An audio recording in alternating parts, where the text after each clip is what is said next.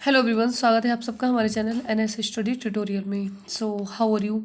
कैसे फ्रेंड आप सब? फ्रेंड, आज हम शुरू करने के लिए जा रहे हैं एनसीईआरटी हिस्ट्री क्लास 9th के लिए। तो चलिए फ्रेंड, इसको शुरू करते हैं। फ्रेंड, सबसे पहले इसमें हम देखते हैं कि हमारा दो खंडों में बटी हुई है। सबसे पहले खंड में है घटनाएं और प्रक्रियाएं। फ्रेंड, इसमें 3 अध्याय हैं। पहला अध्याय है फ्रांसीसी क्रांति, दूसरा है यूरोप में समाजवाद एवं रूसी क्रांति, तीसरा आ जाएगा हमारे यहाँ पर नासीवाद और हिटलर का उदय। दूसरे खंड में है जीविका, अर्थव्यवस्था एवं समाज। इसमें 4 अध्याय आ जाएगा बन्नी समाज और उपनिवेशवाद। 5 नंबर पे आ जाएगा आधुनिक विश्व में चारवाही। तो फ्रेंड, ये हमारे पहले खंड और दूसरे खंड के अध्याय हैं। तो चलिए फ्रेंड, आज हम शुरू करते हैं पहले अध्याय से। पहला अध्याय आज हमारा है फ्रांसीसी क्रांति।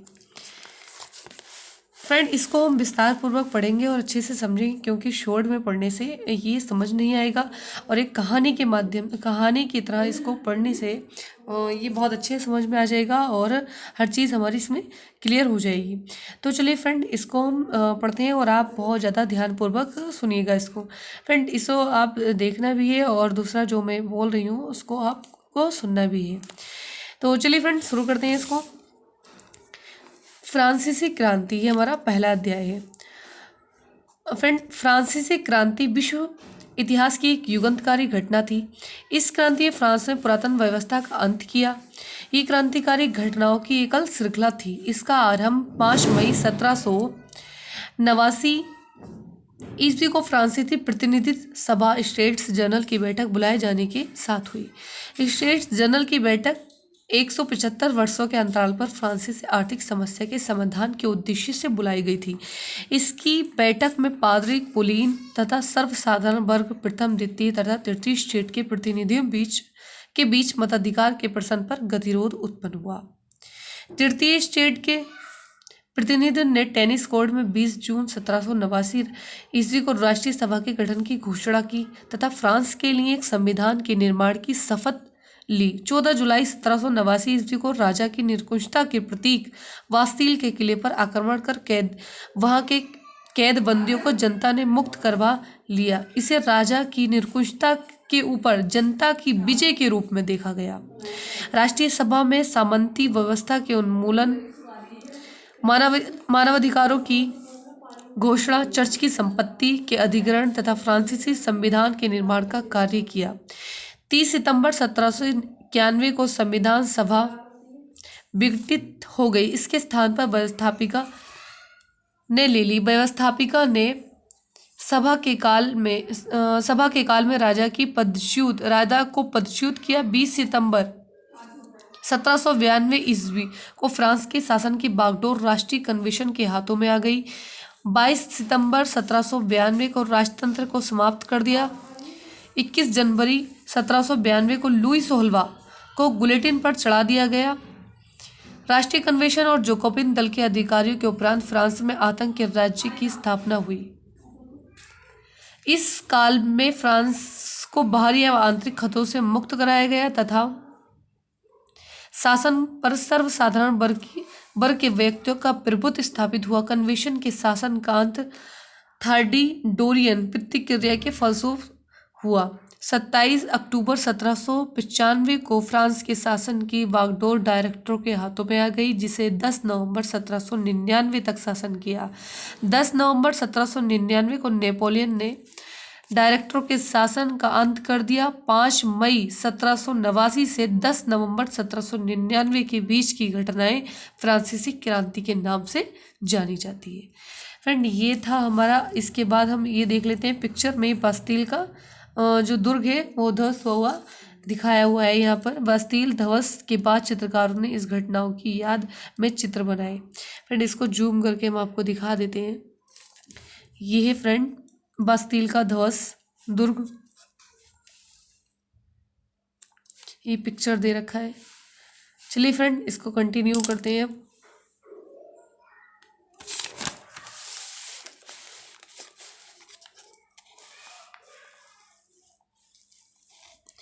फ्रेंड, अगला हमारा यहाँ पर 18वीं शताब्दी के उपरांत में फ्रांसीसी समाज 18वीं शताब्दी के उत्तरार्ध में फ्रांसीसी समाज में क्या बदलाव आए, कैसा था? चलिए फ्रेंड, इसको भी देख लेते हैं। लुई 16वां वर्ष 1774 में फ्रांस में बुर्बो वंश का शासक बना। सत्तासीन होने के समय लुई 16वें की आयु मात्र 20 वर्ष थी। उसका राजकोष खाली था। युद्धों में संलग्न रहने के कारण फ्रांस की वित्तीय स्थिति खराब थी। संसाधन नष्ट हो रहे थे। वारनाय का विशाल महल तथा दरबार की शान शौकत को बनाए रखने के लिए होने वाले व्यर्थ खर्चों पर नियंत्रण ठीक नहीं रखता था। उसका बोझ भी निरंतर बढ़ रहा था। लुई 16वें का विवाह ऑस्ट्रिया की राजकुमारी मैरी एंतोइनेट के साथ हुआ था। फ्रांसीसी जनता ऑस्ट्रिया से घृणा करती थी, जिस कारण फ्रांस में मैरी एंतोइनेट एक अलोकप्रिय महिला थी जिसे लोग पसंद नहीं करते थे। लुई 16वें के शासन में फ्रांस अमेरिकी स्वतंत्रता संघर्ष में सम्मिलित हुआ। ब्रिटेन के 13 उपनिवेशों के साथ फ्रांस की सेना ने ब्रिटिश फौजों के युद्ध में भाग लिया। युद्ध के कारण फ्रांस पर अत्यधिक ऋण हो गया। एक अनुमान के मुताबिक ये 10 अरब ब्रिटिश लिरवे से भी अधिक था। पूर्व से ही फ्रांस पर 2 अरब लिरवे का ऋण था। ऋणदाता फ्रांस की सरकार से 10% वार्षिक ब्याज की मांग करने लगे। अतः फ्रांस सरकार के बजट का एक बड़ा भाग बढ़ते ऋण का भुगतान करने में व्यय होने लगा। नियमित व्ययों, सेना के रखरखाव, सरकारी कार्यालयों के व्ययों इत्यादि को संचालित करने हेतु फ्रांसीसी सरकार करों में वृद्धि करने के लिए बाध्य हुई। करों में वृद्धि का ये फ्रेंड मेन पॉइंट है। करों में वृद्धि करने के लिए बाध्य हुई। करों में वृद्धि के प्रस्ताव का विरोध शुरू हो गया। अब यहाँ पर जो कर बढ़ाए जा रहे हैं टैक्स, उसका विरोध शुरू हो गया है। 18वीं शताब्दी में फ्रांस का समाज 3 भागों में विभाजित था, जिन्हें स्टेट कहा जाता था, जिसमें तीसरा स्टेट सामान्य व्यक्ति का प्रतिनिधित्व करता था। यही करदाता भी थे। वर्गों में बटे फ्रांसीसी समाज एक सामंती व्यवस्था के अंतर्गत संचालित था। 1789 के पूर्व के फ्रांसीसी समाज एवं संस्थाओं के पुरातन व्यवस्था के रूप में देखा गया है, जो प्राचीन राजतंत्र की भांति कार्य करता था। इस समय फ्रांसीसी समाज का वर्गीकरण निम्न रूप में हुआ था। फ्रेंड, ये 3 स्टेटों में हुआ था, जैसा कि इसमें पहला स्टेट दे रखा है। प्रथम स्टेट पादरी वर्ग 2 भागों में विभाजित था। उच्च पादरी वर्ग के पास अपार धन था। वे टाइथ नामक कर वसूलता था। ये शानो शौकत है विलासतापूर्ण जीवन बिताते थे। धार्मिक कार्यों में इनकी रुचि कम थी। देश की जमीन का 5वां भाग चर्च के पास ही था और ये पादरी वर्ग चर्च की अपार संपदा का प्रयोग करते थे। ये सभी प्रकार के करों से मुक्त थे। इस तरह उनका जीवन भ्रष्ट अनैतिक विलासी था। इस कारण ये वर्ग जनता के बीच अलोकप्रिय हो गया और जनता के संतोष का कारण भी बना रहा था, असंतोष का। इस दूसरा साधारण पादरी वर्ग था, जो निम्न स्तर के थे। चर्च के सभी धार्मिक कार्यों को ये संपादित करते थे। वे ईमानदार थे और सादा जीवन व्यतीत करते थे, अतः उनके जीवन यापन का ढंग सामान्य जनता के समान था। अतः उच्च पादरियों से घृणा करते थे और जनसाधारण के प्रति सहानुभूति रखते थे। क्रांति के समय उन्होंने क्रांतिकारियों को अपना समर्थन दिया। फ्रेंड, ये था प्रथम स्टेट। अब देखते हैं हम द्वितीय स्टेट। दूसरा स्टेट है हमारा कुलीन वर्ग द्वितीय स्टेट में शामिल था और सेना, चर्च, न्यायालय आदि भी महत्वपूर्ण विभागों में इनकी नियुक्ति की जाती थी। उच्च प्रशासनिक पदों पर इनकी नियुक्ति होती थी और ये किसानों से विभिन्न प्रकार के कर वसूलते थे और शोषण करते थे। यद्यपि रिशलू और लुई 14वें के समय कुलीनों को उनके अधिकारों से वंचित कर दिया गया था, किंतु आगे लुई 15वें और 16वें के समय उन्होंने अपने अधिकारों को पुनः प्राप्त करने का प्रयास किया। ये कुलीन वर्ग भी आर्थिक स्थिति के अनुरूप उच्च और निम्न वर्ग में विभाजित थे। फ्रेंड, ये हो गया प्रथम और द्वितीय। अब नेक्स्ट हमारा आता है तृतीय स्टेट। तृतीय स्टेट में देखते हैं किस प्रकार के व्यक्ति आते थे। तो फ्रेंड, इसमें है तृतीय स्टेट के लोग जनसाधारण वर्ग से समृद्ध थे, जिन्हें कोई विशेषाधिकार प्राप्त नहीं था।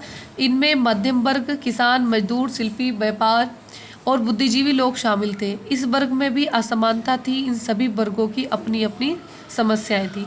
किसानों की संख्या सर्वाधिक थी और इनकी दशा निम्न और शोचनीय थी। किसानों को राज्य, चर्च तथा अन्य जमींदारों को इनके प्रकार के कर देने पड़ते थे और सामंती अत्याचारों को सहन करना पड़ता था।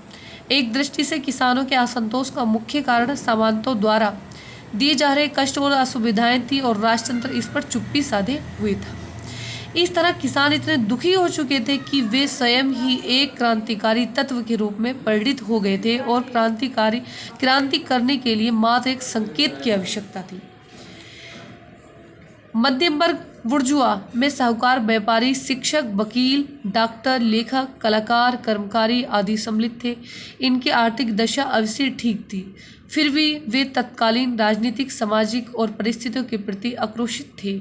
इस वर्ग का कोई राजनीतिक अधिकार प्राप्त नहीं था तथा पादरी और कुलीन वर्ग का व्यवहार इनके प्रति अच्छा नहीं था। इस कारण मध्य वर्ग कुलीन की सामाजिक शिष्टता से घृणा करता था और राजनीतिक व्यवस्था में परिवर्तन कर अपने अधिकारों को प्राप्त करने का इच्छुक था। यही कारण था कि फ्रांस की क्रांति में उनका मुख्य योगदान रहा और उन्होंने क्रांति को नेतृत्व प्रदान किया। मध्यम वर्ग को कुछ आर्थिक शिकायतें भी थी। पूर्व के वाणिज्य व्यापार के कारण इस वर्ग ने धन संपत्ति अर्जित कर ली थी, किंतु अब सामंती वातावरण में इनके व्यापार पर कई तरह के प्रतिबंध लगे थे। जगह जगह चुंगी देनी पड़ती थी। वे अपने व्यापार के लिए उन्मुक्त वातावरण चाहते थे। उसके लिए उन्होंने क्रांति को नेतृत्व प्रदान किया। इस तरह हम कह सकते हैं कि फ्रांस की क्रांति फ्रांसीसी समाज के दो परस्पर विरोधी गुटों के संघर्ष का परिणाम थी।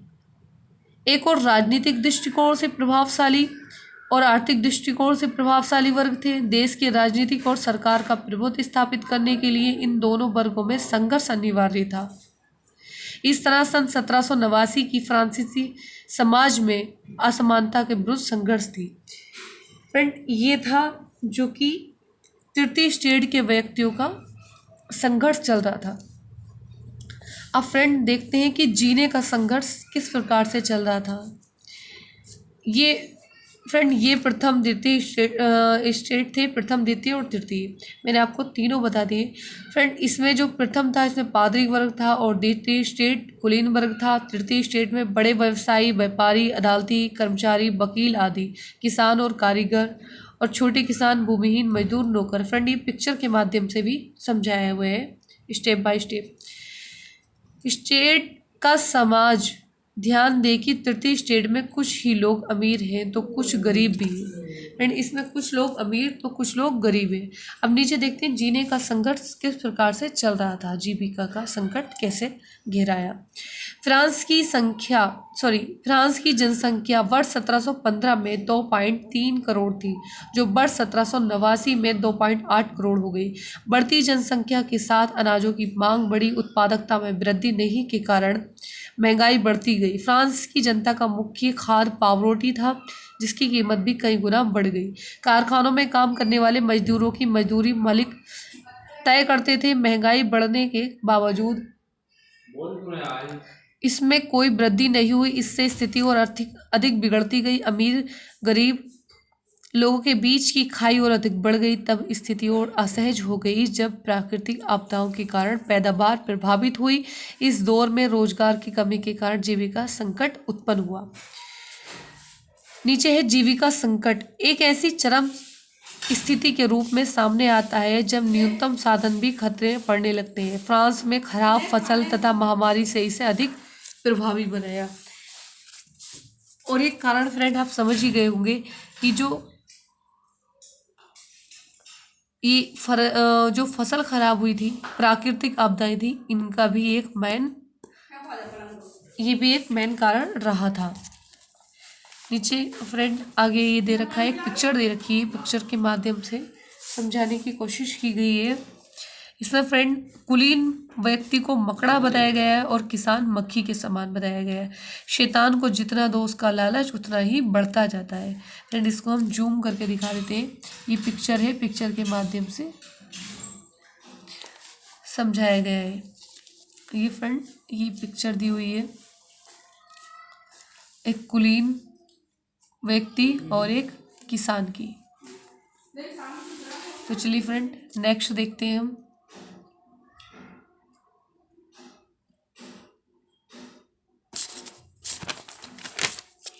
यहाँ पर जीविका संकट कैसे उत्पन्न हुआ। फ्रेंड, ये एक पिक्चर के माध्यम से जीविका संकट का चक्र दिखाया हुआ है। सबसे पहले यहाँ पर दिया है वो खराब फसल, जैसे कि खराब फसल थी, ये भी एक मेन कारण रहा था। दूसरा अन्नाभाव, अन्न का अभाव हो गया था। खाद्य पदार्थों की बढ़ती कीमत, अब गरीब गुरबा पाव रोटी नहीं खरीद पाएंगे। नीचे दिया हुआ मृतकों की संख्या में वृद्धि, जब पाव रोटी नहीं मिल पाएगी तो मृतकों की संख्या बढ़ेगी, लोग मरेंगे। महामारी, कमजोर शरीर, खाद्य दंगे, खाद्य पदार्थों को लेकर दंगे होने लगे। ये सारा एक चक्र के माध्यम से मतलब कि समझाने की कोशिश की गई है यहाँ पर कि जीविका का संकट कैसे उत्पन्न हुआ। चलिए फ्रेंड नेक्स्ट देखते हैं। नेक्स्ट फ्रेंड हमारे यहाँ पर दे रखा है, उभरते मध्य वर्ग ने विशेषाधिकारों के अंत की कल्पना की। किस प्रकार से उन्होंने विशेषाधिकारों के अंत की कल्पना की कि हमारे विशेषाधिकारों का अंत हो रहा है। तो फ्रेंड इसको देखते हैं। यहाँ पर फ्रांस की स्थिति के कारण किसान तथा मजदूरों ने विरोध किया था, किंतु उसके पास सामाजिक व आर्थिक व्यवस्था में बुनियादी बदलाव के लिए कोई सार्थक कार्यक्रम नहीं था। परिवर्तन की जिम्मेवारी तृतीय स्टेट के बुद्धिजीवियों तथा शिक्षित लोगों ने उठाई, जो अन्य विचारों के संपर्क में आए थे। 18वीं शताब्दी में एक नवीन सामाजिक समूह का उदय हुआ, जिसे मध्य वर्ग मिडिल क्लास कहा गया। इस मध्य वर्ग ने समुद्र पारीय व्यापार तथा वाणिज्य से लाभ अर्जित कर समृद्धि प्राप्त की। ऊनी तथा रेशमी कपड़ों का निर्यात किया।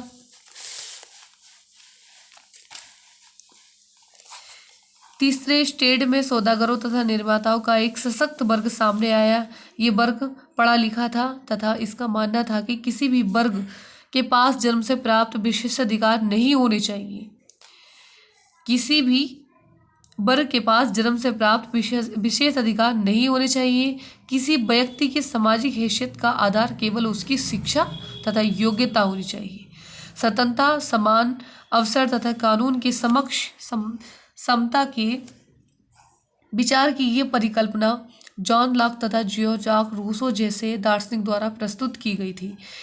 जॉक लॉक ने टू ट्रेटाइजेज ऑफ गवर्नमेंट में राजा के देवी तथा निरंकुश अधिकारों के सिद्धांत का खंडन किया है।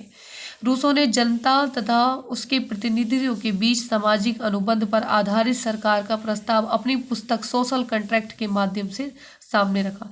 फिर उस टाइम के कुछ बुद्धिजीवी वर्ग है और ये इनकी पुस्तकें हैं जो उस टाइम पे इन्होंने पुस्तकों के माध्यम से लोगों को समझाने की कोशिश की। उसके बाद फ्रेंड यहाँ पर देख लेते हैं। यहाँ पर पिक्चर में ये एक पेंटिंग है। एक विशाल पेंटिंग के लिए जॉक लुई द्वारा बनाया गया शुरुआती रेखाखंड। ये तस्वीर नेशनल असेंबली में लगाई जानी थी। फ्रेंड इसको पिक्चर को जूम करके आपको दिखा देते हैं। ये पिक्चर है जॉक लुई द्वारा बनाया गया, ये पिक्चर है।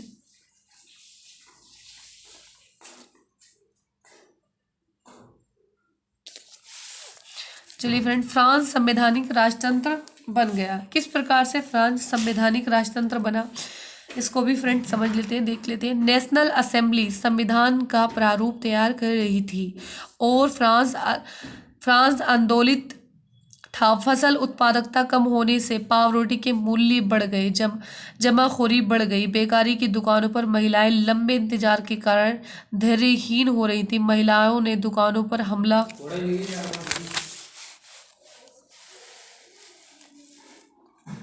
किया। सेना को पेरिस में मोर्चा लेने के लिए भेजा गया। अफवाहों का बाजार गर्म था और इसी बीच 14 जुलाई को बस्तील के किले पर हमला हुआ। विरोध के बढ़ते हुए लुई 16वें ने अंततः नेशनल असेंबली को मान्यता दे दी और ये स्वीकार किया कि संविधान का अंकुश राजतंत्र पर होगा। 4 अगस्त 1789 को नेशनल असेंबली ने सामंती व्यवस्था के उन्मूलन की घोषणा की। सभी विशेष अधिकारों को समाप्त किया गया। धार्मिक कर समाप्त किए गए। चर्च की संपत्तियों को कब्जे में ले लिया गया। चर्चों में स्वामित्व वाली भूमि पर नियंत्रण के साथ सरकार के पास 20 अरब लिरवे की संपत्ति के हाथ में आ गई। वर्ष 1791 में नेशनल असेंबली ने संविधान का प्रारूप तैयार कर लिया। इस संविधान का उद्देश्य था सम्राट की शक्तियों को सीमित करना। फ्रेंड ये पिक्चर दे रखी है वहीं की, नीचे भी दे रखा है फ्रेंड यहाँ पर शक्तियों का केंद्रीकरण की जगह उसके पृथक्करण के लिए विधायिका, कार्यपालिका तथा न्यायपालिका गठन का प्रस्ताव रखा गया। इस प्रकार फ्रांस में एक नई राजनीतिक व्यवस्था अस्तित्व में आई जिसे संवैधानिक राजतंत्र कहा गया। फ्रेंड ये पिक्चर के माध्यम से समझाया गया है। यहाँ पर है न्यायपालिका, कार्यपालिका और ये विधायिका। ठीक है फ्रेंड, ये इसमें 1791 के फ्रांसीसी संविधान के अंतर्गत राजनीतिक व्यवस्था है। ये एक पिक्चर के माध्यम से समझाने की कोशिश की गई है। इसको जूम करके आपको और दिखा देते हैं एक बार फ्रेंड।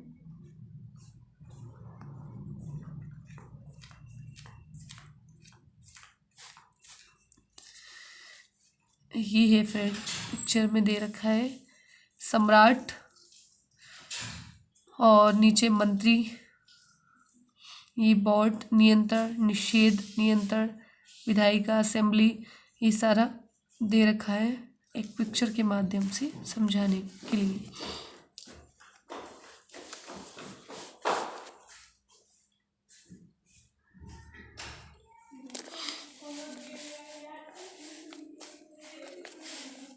चलिए फ्रेंड इसको कंटिन्यू करते हैं। 1791 के फ्रांसीसी संविधान के तहत कानून बनाने का अधिकार नेशनल असेंबली को दिया गया।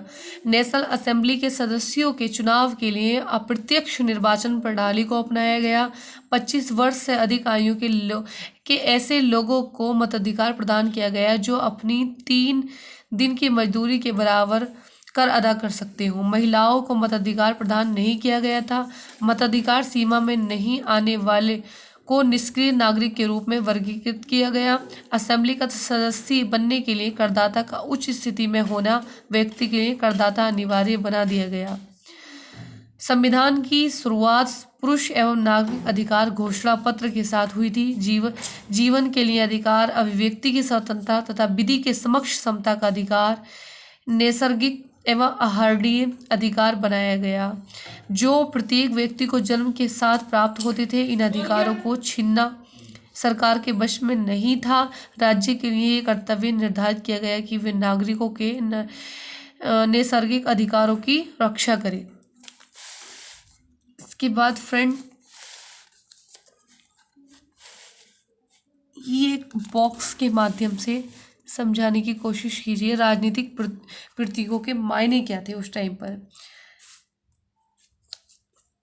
राजनीतिक प्रतीकों के मायने 18वीं सदी में अधिकतर स्त्री पुरुष पढ़े लिखे नहीं थे, इसलिए महत्वपूर्ण विचारों का प्रचार करने के लिए छपे हुए शब्दों के बजाय अक्सर आकृतियों और प्रतीकों का इस्तेमाल किया जाता था। ये बार्बी ने अपनी पेंटिंग चित्र 1.9 में अधिकारों के घोषणा को लोगों तक पहुंचाने के लिए विभिन्न प्रतीकों का प्रयोग किया। आइए इन प्रतीकों को समझने का प्रयास करते हैं। फ्रेंड सबसे पहले यहाँ पर प्रतीक में दे रखा है टूटी हुई जंजीर। तो फ्रेंड इसका प्रतीक था, ये किसका प्रतीक था? दासों को बांधने के लिए जंजीर का प्रयोग होता था। टूटी हुई हथकड़ी उनकी आज़ादी का प्रतीक है। नेक्स्ट नीचे दे रखी छड़ी का बर्छीदार गट्ठर। अकेली छड़ी को सरलता से तोड़ा जा सकता है और पूरे गट्ठर को नहीं, एकता में ही बल है, ये इसका प्रतीक था। त्रिभुज के अंदर रोशनी बिखेरती आंखें। सर्वदर्शी आंख का ज्ञान का प्रतीक है। सूर्य की किरणें अज्ञान रूपी अंधेरे को मिटा देंगी।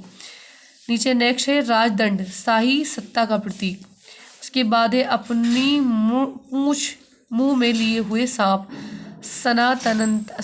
सनातनता का प्रतीक। अंगूठी का कोई और छोर नहीं होता। उसके बाद है फ्रेंड लाल फ्राइजियन टोपी, दासों द्वारा आज़ाद होने के बाद पहनी जाने वाली टोपी। नेक्स्ट है यहाँ पर नीला सफ़ेद लाल, फ्रांस के राष्ट्रीय रंग है ये। और उसके बाद है डैनो वाली स्त्री, कानून का मानवीय रूप। इसके बाद नेक्स्ट है नीचे विधि पट। फ्रेंड ये विधि पट दे रखा है जो कि ऊपर भी है। यहाँ पर है कानून सबके लिए समान है और इसकी नज़र में सब बराबर है। फ्रेंड ये यहाँ पर दे रखा है एक चित्र पुरुष एवं नागरिक अधिकार घोषणा पत्र का 1790 में ली वर्विये द्वारा बनाया गया चित्र दाईं ओर की आकृति फ्रांस को और बाईं ओर की कानून को निरूपित करती है।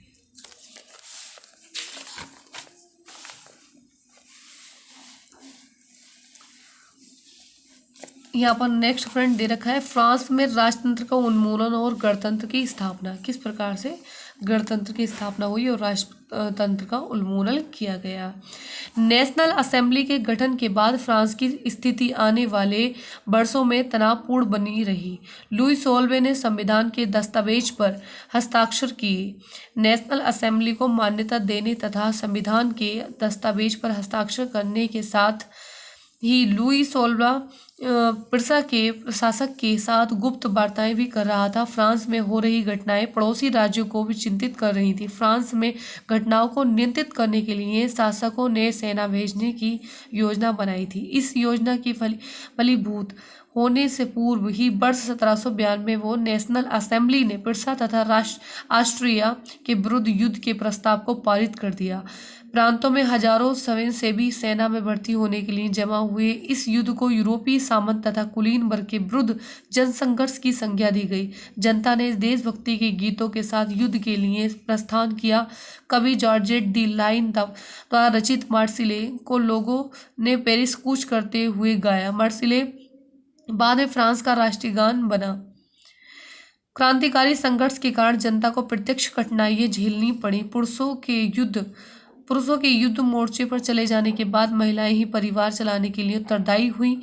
इस दौर में कुछ लोग ये मानकर चल रहे थे कि क्रांति के सिलसिले को आगे बढ़ाना जरूरी है। जोकोबिन क्लब इसमें प्रभावी था। इसका नाम पेरिस के पूर्ववर्ती कॉन्वेंट ऑफ सेंट जेकब के नाम पर रखा गया था। यह राजनीतिक लोगों का अड्डा था, इसलिए महिलाएं भी शामिल थीं। जोकोबिन क्लब के सदस्य समाज के कम समृद्ध हिस्से से आते थे। वे दुकानदार तथा कारीगर थे। इसमें जूता बनाने वाले, घड़ीसाज, छपाई करने वाले, घरेलू नौकर तथा दिहाड़ी मजदूर शामिल थे। मैक्सिमिलियन रोबेस्पियर जोकोबिन्स क्लब का नेता था।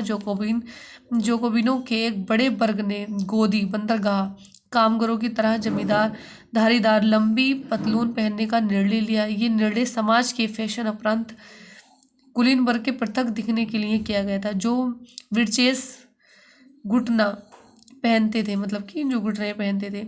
जोकोबिन को सोकुलांत के नाम से जाना गया। सोकुलांत का अर्थ है बिना घुटनों वाला। ऐसे पुरुष का लाल रंग की टोपी भी पहनते थे, जो स्वतंत्रता का प्रतीक थी। महिलाओं को ऐसा करने की इजाज़त नहीं थी। जोकोबिनों ने वर्ष 1792 की गर्मियों में खाद्य पदार्थों की महंगाई के कारण हिंसक विद्रोह की योजना तैयार की। 10 अगस्त 1792 की जोकोबिनों ने ट्यूलोरिए की महल पर हमला किया। उन्होंने राजा के रक्षकों को मार डाला तथा राजा को बंधक बना लिया गया। नेशनल असेंबली में शाही परिवार को कारागार में डालने का प्रस्ताव पारित हुआ। एक अन्य प्रस्ताव द्वारा 21 वर्ष से अधिक आयु वाले सभी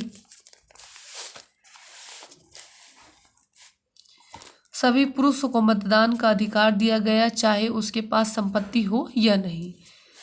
ये फ्रेंड चित्र दिया गया सोकुलात बिना विरचेस वाले, मतलब कि संपत्ति नवनिर्वाचित आयु वाले सभी पुरुषों को मतदान का अधिकार दिया गया तथा 21 सितंबर 1792 को राजतंत्र के पूर्ण अंत की घोषणा की गई। फ्रांस को गणतंत्र बनाया गया। गणतंत्र सरकार का वे रूप है जिसके प्रमुख का चुनाव जनता करती है। ये वंशानुगत राजशाही नहीं है। लुई सोल्वे को न्यायालय द्वारा देशद्रोह के आरोप में फांसी दी गई। 21 जनवरी 1793 को लुई सोल्वे को प्लेस डी ला कॉनकॉर्ड में सार्वजनिक रूप से फांसी दी गई। कुछ समय के बाद 16 अक्टूबर 1793 को रानी मैरी एंतोनेट को भी फांसी की सजा दी गई। ये फ्रेंड पिक्चर दिया हुआ है नानी वाले लिबर्टी स्वतंत्रता का। नानी वाले लिबर्टी, ये पिक्चर को जूम करके दिखा देते हैं चाहे तो आप।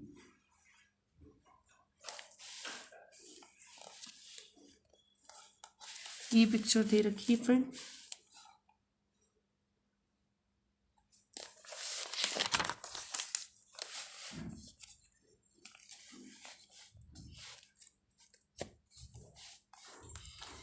अभी आगे देखते हैं फ्रेंड कि डायरेक्टरी शासित फ्रांस कैसा था। जोकोपिन सरकार के पतन के उपरांत फ्रांस की सत्ता संपन्न मध्यम वर्ग के पास आ गई। नए संविधान के निर्माण के साथ संपत्ति विहीन लोगों को मताधिकार से वंचित किया गया। इस संविधान में 2 निर्वाचित संविधान परिषदों का प्रावधान किया गया। इन परिषदों द्वारा 5 सदस्यीय कार्यपालिका गठन हुआ, जिसे जोकोबिन के शासन के दौरान स्थापित व्यक्ति केंद्रित शासन से बचाने का प्रयास किया गया। डायरेक्टरी के शासन के दौरान परिषद तथा डायरेक्टरी के बीच लगातार तनाव की स्थिति बनी रही। डायरेक्टरी का परिषदों से होता रहा तथा परिषद द्वारा डायरेक्टरी को बर्खास्त करने का प्रयास किया जाता रहा। डायरेक्टरी की राजनीतिक अस्थिरता के दौर में सैन्य शासक के रूप में नेपोलियन बोनापार्ट का उदय मार्ग प्रशस्त हुआ। फ्रांस की क्रांति के दौर में विभिन्न सरकारों के शासन में भी स्वतंत्रता, विधि के समक्ष समता तथा बंधुत्व प्रेरक तत्व बने रहे। इन मूल्यों के कारण फ्रांस यूरोप के अन्य देशों में राजनीतिक आंदोलन के लिए प्रेरक बना रहा। फ्रेंड, ये नीचे दे रखा है चित्र। क्रांतिकारी सरकार ने अनेक प्रकार से जनता की वफादारी हासिल करनी चाहिए, जिसमें से एक इस प्रकार के उत्सवों का आयोजन था। एक गौरवनीय इतिहास की आभा को संप्रेषित करने के लिए प्राचीन यूनान व रोम की सभ्यताओं के प्रतीकों का इस्तेमाल किया गया। मंच के बीचों बीच बने पायों पर टिका हुआ क्लासिकी मंडप अस्थायी सामग्री का बना था, जिसे जब चाहे तोड़ा जा सकता था। ये है फ्रेंड, इसको मैं दिखा देती हूँ, आप बहुत अच्छे से इसको देख लीजिए।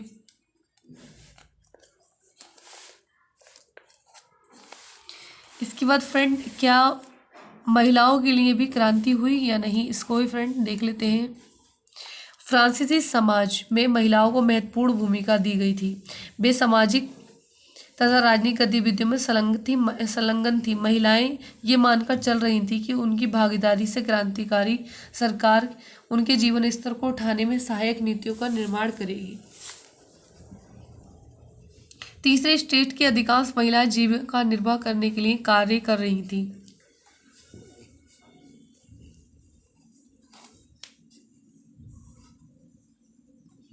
उनकी भागीदारी से क्रांतिकारी सरकार के जीवन स्तर को उठाने में सहायक नीतियों का निर्माण करेगी। तीसरे स्टेट की अधिकांश महिलाएं जीविका निर्वाह के लिए कार्य कर रही थीं। वे कपड़ों की धुलाई, सिलाई, बुनाई तथा बाजारों में फल सब्जियां बेचने का कार्य करती थीं। महिलाएं वेश्यावृत्ति में भी संलग्न थीं। अधिकांश महिलाएं शिक्षा तथा व्यावसायिक प्रशिक्षणों से दूर ही रहीं। कुलीन वर्गों की महिलाएं अथवा तीसरे श्रेणी के संपन्न परिवारों की महिलाएं ही कॉन्वेंट में शिक्षा ग्रहण कर पाती थीं। कामकाजी महिलाओं को पुरुषों के मुकाबले कम परिश्रम दिया जाता था। महिलाओं ने महिला अधिकारों पर विमर्श के लिए राजनीतिक क्लब गठित किए। फ्रांस के विभिन्न नगरों में ऐसे 60 क्लब अस्तित्व में थे। क्लबों ने अपने अखबार निकाले। इसमें the society of revolutionary and Republican women यह सबसे प्रसिद्ध क्लब था। इन क्लबों की एक प्रमुख मांग महिलाओं को पुरुषों के समान राजनीतिक अधिकार की प्राप्ति थी।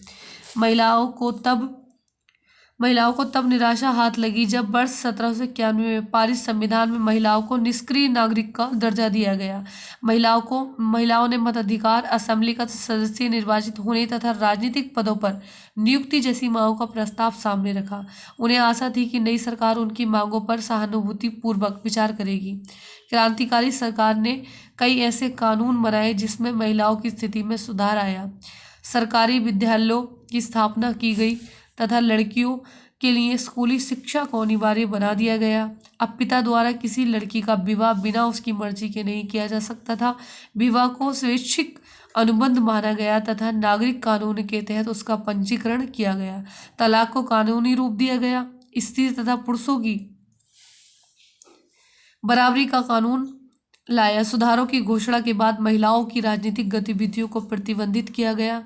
सुधार तथा प्रतिबंधों के बाद भी कई महिला क्लबों की गतिविधियां संचालित की जाती रहीं। इस दौर में जोकोविन सरकार ने कई महिलाओं को गिरफ्तार किया। कुछ महिलाओं को मृत्युदंड दिया गया। मताधिकार तथा समान वेतन के लिए महिलाओं का आंदोलन कई सदियों तक चला। ये 19वीं सदी के अंत तथा 20वीं सदी के आरंभ तक चलता रहा। वर्ष 1946 में फ्रांस की महिलाओं को मताधिकार प्राप्त हुआ। देखिए फ्रेंड, ये था महिलाओं की क्रांति, ठीक है, क्योंकि इसमें महिलाओं को मताधिकार नहीं दिया गया था, पुरुषों के समान अधिकार नहीं दिया गया था। इसके लिए उन्होंने संघर्ष किया और अंततः 1946 में फ्रांस की महिलाओं को भी मताधिकार का अधिकार प्राप्त हो गया। नीचे फ्रेंड देखो, एक पिक्चर के माध्यम से यहाँ पर दिया गया है कि बरसाई की ओर कूच करती हुई पेरिस की औरतें। इसको मैं आपको जूम करके दिखा देती हूँ फ्रेंड।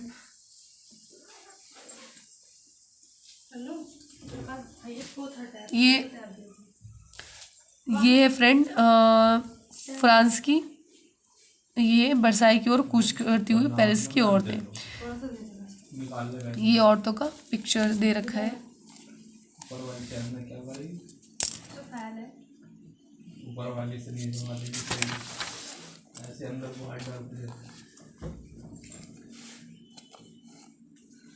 नेक्स्ट यहाँ पर देखते हैं फ्रेंड, दास प्रथा का उन्मूलन।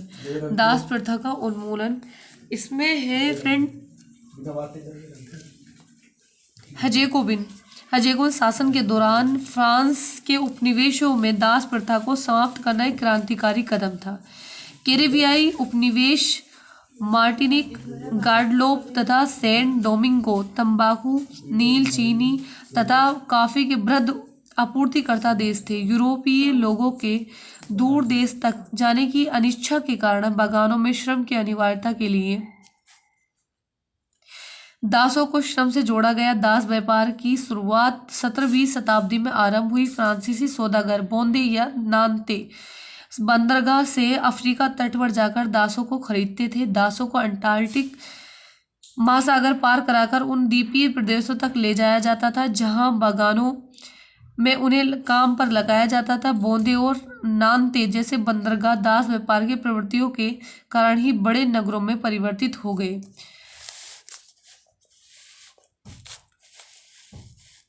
18वीं शताब्दी में फ्रांस में व्याप्त दास प्रथा की ज़्यादा आलोचना नहीं की गई। नेशनल असेंबली में व्यक्तियों की मौलिक अधिकारों की चर्चा तो खूब हुई, किंतु दास प्रथा में लगे व्यापारियों के विरोध के भय से दास प्रथा का कोई कानून नहीं बना।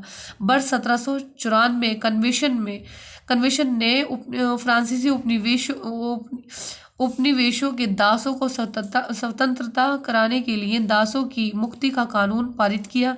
ये कानून अधिक समय तक लागू नहीं रहा। 10 वर्ष बाद 1804 में नेपोलियन ने दास प्रथा को पुनः लागू कर दिया। नेपोलियन ने बागान मालिकों को अफ्रीका निर्गो लोगों को गुलाम बनाने की स्वतंत्रता प्रदान की। फ्रांसीसी उपनिवेशों से दास प्रणाली की अंतिम रूप से वर्ष 1848 में समाप्त किया गया। फ्रेंड, ये दासी मुक्ति का चित्र दे रखा है यहाँ पर। ये दास है और दासी मुक्ति का चित्र है यहाँ पर।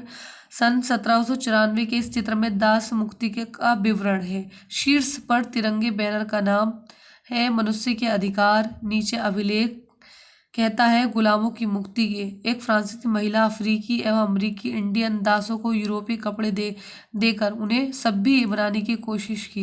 ये चित्र में दिखाया गया है। नीचे फ्रेंड नेक्स्ट हमारा पॉइंट है क्रांति और रोजाना की जिंदगी। अब देखते हैं कि उनकी रोजमर्रा की जिंदगी किस टाइप की थी। वर्ष 1789 में फ्रांसीसी के बाद फ्रांस के पुरुषों, महिलाओं तथा बच्चों के जीवन में कई परिवर्तन हुए। क्रांतिकारी सरकार ने स्वतंत्रता तथा समानता के आदर्शों के अनुरूप फ्रांस की जनता के बीच स्तर को उभारने का प्रयास किया। 1789 में बस्तिल के दिवस के बाद अस्तित्व में आने वाले सबसे महत्वपूर्ण कानून सेंसरशिप की समाप्ति तथा प्राचीन राजतंत्र के अंतर्गत कोई भी लिखित सामग्री, किताब व अखबार आदि का प्रकाशन अधिकारियों की मंजूरी के बाद ही किया जा सकता था। सांस्कृतिक गतिविधियों, नाटक, संगीत, उत्सव आदि के संचालन पर भी युक्तियुक्त प्रतिबंध था। क्रांतिकारी सरकार की स्थापना के बाद अधिकारों के घोषणा पत्र द्वारा भाषण एवं अभिव्यक्ति की स्वतंत्रता को नैसर्गिक अधिकार माना गया। फ्रांस में अखबारों तथा पुस्तकों का बड़ी संख्या में प्रकाशन आरंभ हुआ। इनका विवरण गांव देहातों तक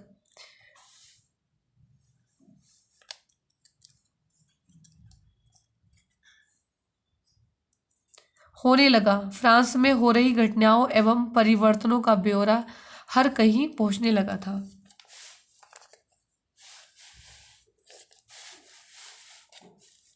प्रेस को स्वतंत्रता से विभिन्न विचारों तथा दृष्टिकोणों से समझने में सहायता मिली। नाटक, संगीत तथा उत्सवों का आयोजन किया जाने लगा। बौद्धिक लोगों के विचारों को जाने का बेहतर मौका था, क्योंकि संख्या पढ़ सकने में सक्षम नहीं थी। देखिए फ्रेंड, यहाँ पर चित्र दे रखा है। देशभक्त करती दाब मशीन, जिसका इस्तेमाल मोटापा घटाने के लिए किया जा सकता था। अज्ञात चित्रकार द्वारा बनाया गया 1790 का चित्र न्याय के विचार को व्यवहार में बदलना चाहता है। ये चित्र दे रखा है। नीचे है फ्रेंड यहाँ पर राज्य द्वारा चर्च की संपत्ति का अधिग्रहण। ये चित्र द्वारा भी समझाया गया है। मरा जनता को संबोधित करते हुए लुई लियो ओल्ड रचित चित्र। ये फ्रेंड चित्र दे रखा है, आपको बहुत अच्छे से दिख रहा होगा, नहीं तो मैं इसको जूम करके आपको दिखा देती हूँ।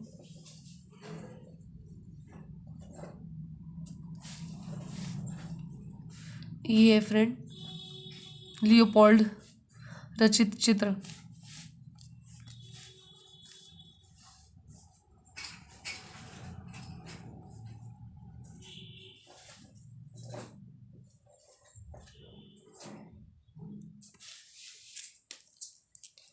राज्य द्वारा चर्च की संपत्ति का अधिग्रहण। दो राज्य व्यक्तियों द्वारा मोटे आदमियों को पकड़ना दर्शाता है कि राज्य ने चर्च की संपत्ति को अधिग्रहण कर लिया है।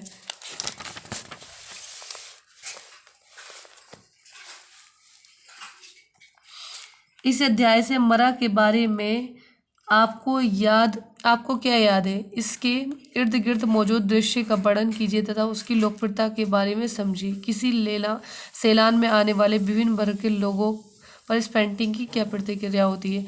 फ्रेंड, ये समझाने की कोशिश की गई है यहाँ पर कि इस पेंटिंग की क्या प्रतिक्रिया है। सारांश नीचे ये दे रखा है कि सन 1799 के दशक में फ्रांस के इतिहास की राजनीतिक सामाजिक उथल पुथल एवं आमूल परिवर्तन की अवधि थी। तत्पश्चात नेपोलियन बोनापार्ट ने फ्रांस के साम्राज्य का विस्तार द्वारा कुछ अंश तक इस क्रांति को आगे बढ़ाया। क्रांति के फलस्वरूप राजा को गद्दी से हटाकर एक गणतंत्र राज्य की स्थापना हुई। अब खूनी संघर्ष का दौर चला और अधर नेपोलियन की तानाशाही हुई, जिससे इस क्रांति के अनेक मूल्यों का पश्चिमी यूरोप में तथा उसके बाहर प्रसार हुआ। नेपोलियन ने निजी संपत्ति की सुरक्षा के कानून बनाए और दशमलव पद्धति पर आधारित नापतोल की एक समान प्रणाली की विकसित की। शुरू में लोग इसे मुक्तिदाता मानते थे, पर बाद में इसकी सेनाओं को हमलावर समझने लगे। अतः सन 1815 में वाटरलू में इसकी हार हुई। फ्रेंड, ये चित्र दे रखा अल्पास पार करता नेपोलियन डेविड द्वारा बनाया गया चित्र। अल्पस जो पर्वत था फ्रेंड, उसको पार करता हुआ इसका चित्र बनाया हुआ है।